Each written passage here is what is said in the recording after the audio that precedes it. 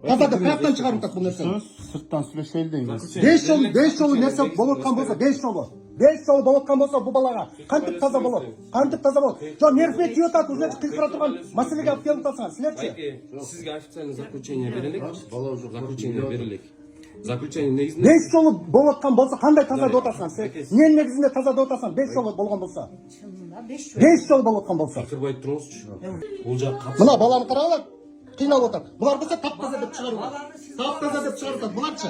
Кандай эмненин негизинде чын таптаза деп атасыңар? Ушул жылдын май айында дал ушул Маевка айылындагы 107 мектепте 1 класстын окуучусун 5, 8, 9 класстын окуучулары зордуктады деп бизге жабырлануучу тараптын жакындары билдирди. Бул окуянын чоо жайы боюнча биз маалымат алууга аракет кылабыз. Биз менен бирге болуңуз. 17 майда пема кылып айтты да, кичинекей 1-класстагы балачы. Майда болгон нерсе экен мектеп убагындачы. Мага 2 номерде ушул боюнча бир аноним тараптан видео келип түшүп атпайбы. Анан ошол видео аркылуу эле анан мен эме кылсам, ошо менин жыйыным экен. Ошол 3-чү свидетельский алып барсак ал жер текшерип таза деп анан тияка алып барсак ал жакта таза деп коюп атпайбы. Бирок биздин колубузда видео болгон үчүн баягы эгер бул жерде мен айтайын дегем, баягы видео болбосо биз деле баягындай калып калмайбыз ортодочу. Азыр балдар кармалды, дешип айтайынчы. Эми азыр мен просто бул нерсени публика коомго чыгарган себеби азыр реакция пока азыр болду биринчи эмедечи, ошо кармалды эме болду.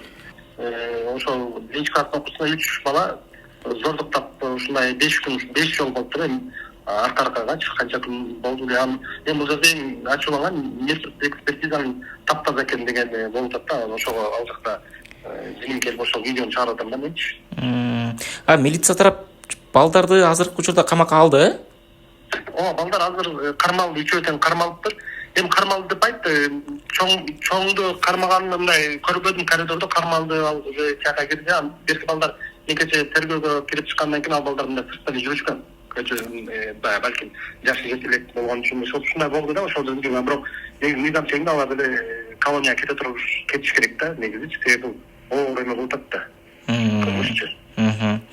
Анан больницага барсаңыздар ал жактан таза деп атышат, Больницага барганда больницадан таза деп атышат да. Балким бул убакыт өтүп кеткенинен улам болушу мүмкүн. Бирок тиги баланын айтышы боюнча, мисалы кечээ күнү ошо улам эле көчүмүн кармап, мына видеодо деле турат, ичемин деп эме алып атат да. Анан эмне үчүн булар таза деп койду?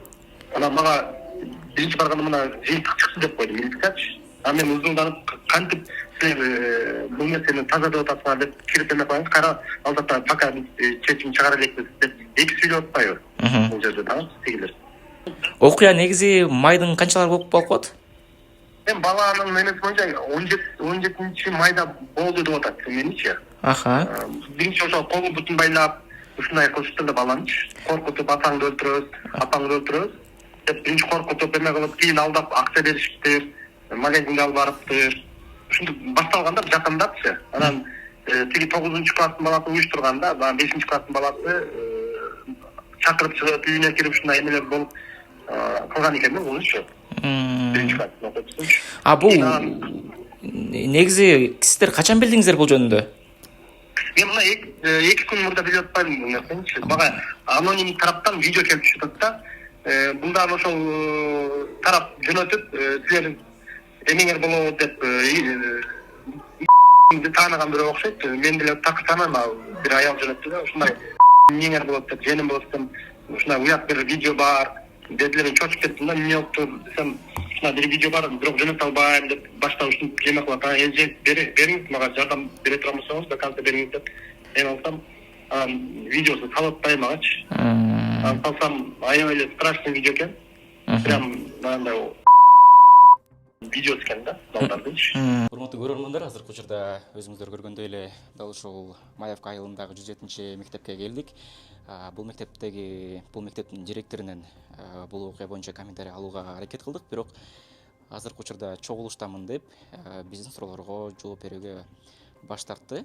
Бизге кечээ РОВДдан билдирди, ушундай бизге 5 шаардык ооруканасынан звонок түштү 102ге депчи. 1-класстын окуучусу ушундай сексуалдык зорлук зомбулукка кабылган экен деп.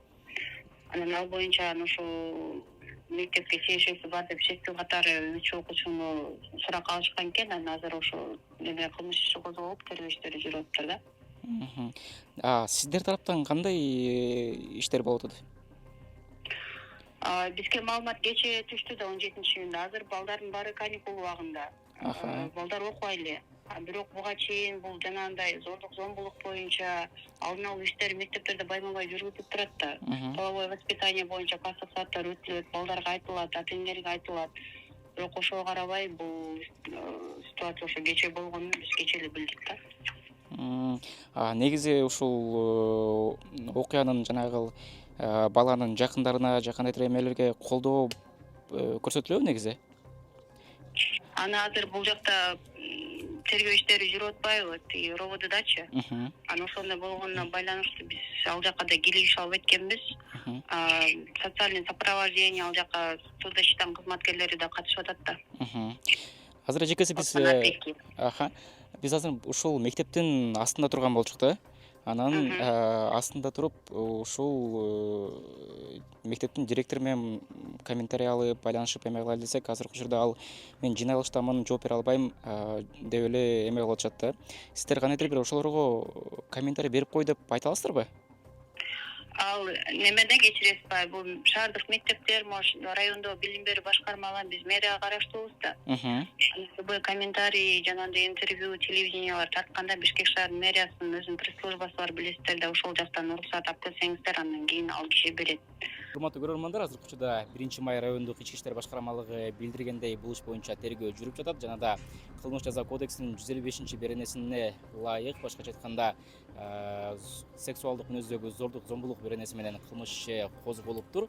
Жана азыркы учурда 2009-жылкы жаш жетелек жаран убактылуу кармоочу жайга киргизилгендигин билдирди. Жана бул иш боюнча соттук медициналык экспертиза да дайындалган экен. Азыркы учурда бул экспертизанын жыйынтыгы чыга элек.